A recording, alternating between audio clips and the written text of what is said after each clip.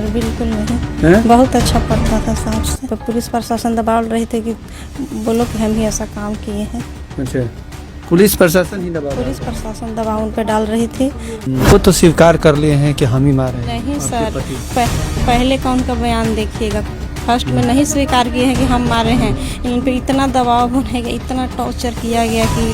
नमस्कार, मैं संतोष सिंह और हम बात कर रहे हैं डेहरी नगर परिषद के कार्यपालक पदाधिकारी की हत्या की।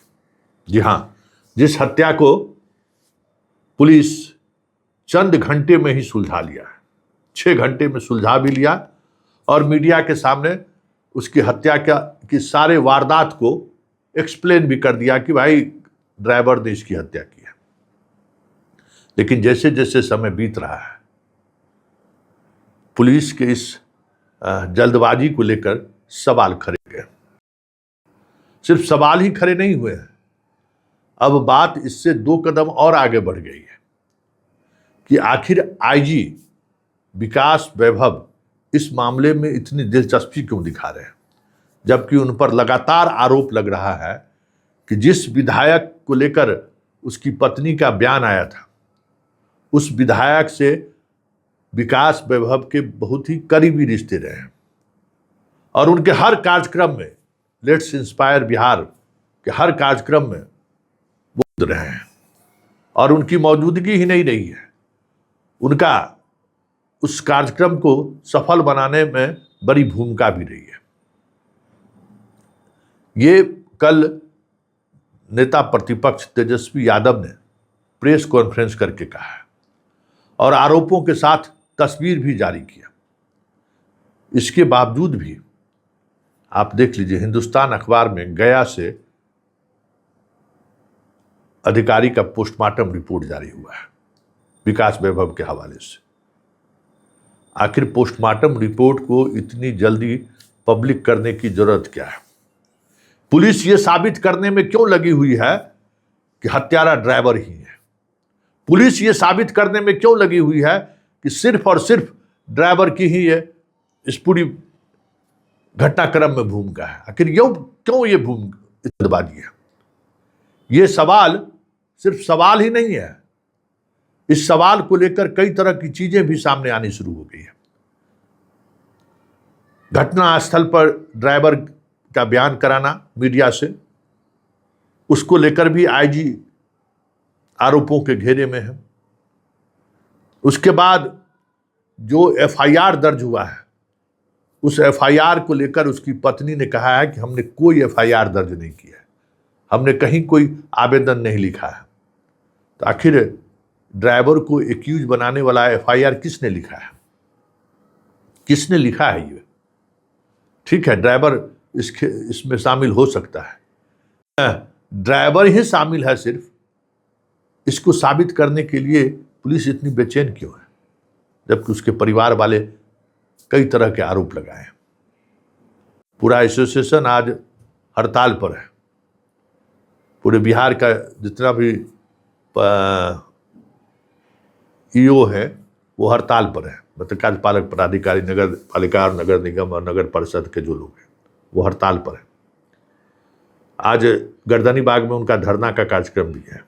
कल देर शाम विमल कुमार के जो पैतृक गांव है शेरघाटी, वहां पर कैंडल मार्च भी निकला और लोगों ने खुलकर आक्रोश व्यक्त किया कि आखिर आईजी को इतनी जल्दबाजी क्यों है, क्यों बार बार ड्राइवर को ही हत्यारा साबित करने में लगा हुआ है।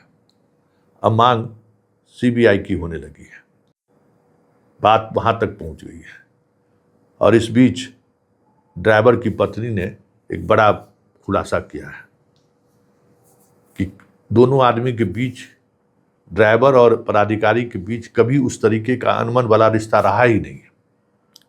जरा सुनिए क्या कह रहे हैं ड्राइवर की पत्नी। नहीं सर बिल्कुल नहीं। बहुत अच्छा पढ़ता था साहब से, तो पुलिस प्रशासन दबाव रहे थे कि बोलो कि हम ही ऐसा काम किए हैं। अच्छा, पुलिस प्रशासन ही दबाव? पुलिस प्रशासन दबाव उन पर डाल रही थी।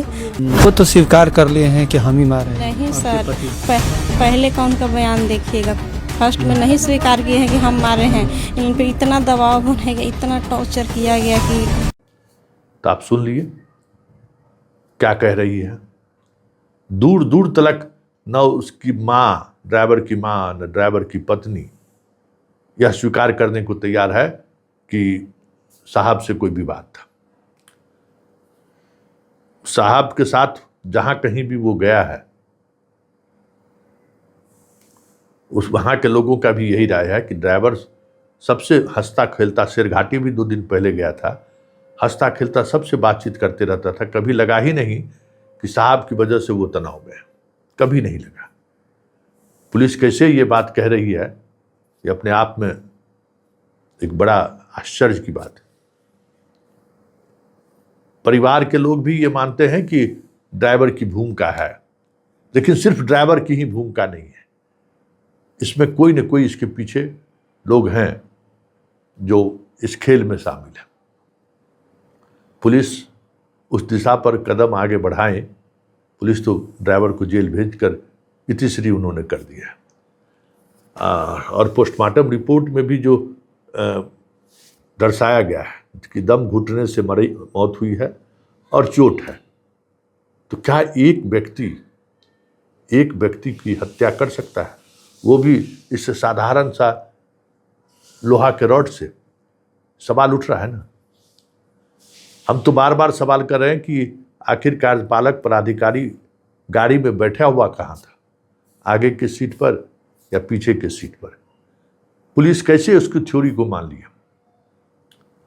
उसके थ्योरी को कैसे पुलिस मान ली कि हम पेशाब करने के लिए गाड़ी रोकने के लिए जिद किए तो कहे कि नहीं बढ़ाते चलो, और उसके बाद विवाद हो गया और उसके नीचे उतरे और उसको मार दिए, और फिर सारा हम अपने आप को सीन क्रिएट किए।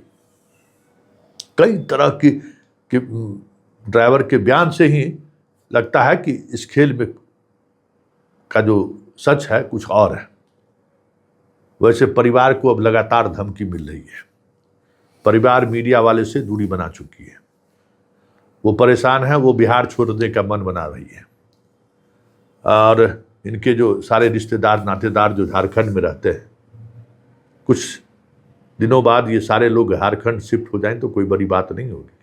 कौन रहेगा इस बिहार में जहां एक अधिकारी की हत्या हो, और उस अधिकारी की हत्या में कौन लोग शामिल हैं, इस पर कार्रवाई करने के बजाय पुलिस अगर इसमें लग जाए कि अरे कोई बात नहीं है, सब चलता रहता है, जो मामला है उसको हम लोग निपटा देंगे,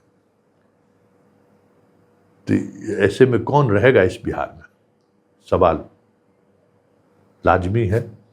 और इस सवाल के सहारे यह भी सवाल उठ रहा है कि बिहार पुलिस की ये जो शैली है, सम्राट को कितना डिस्क्रेडिट करने पर लगी हुई है पुलिस, इससे डिस्क्रेडिट नहीं हो रहा है।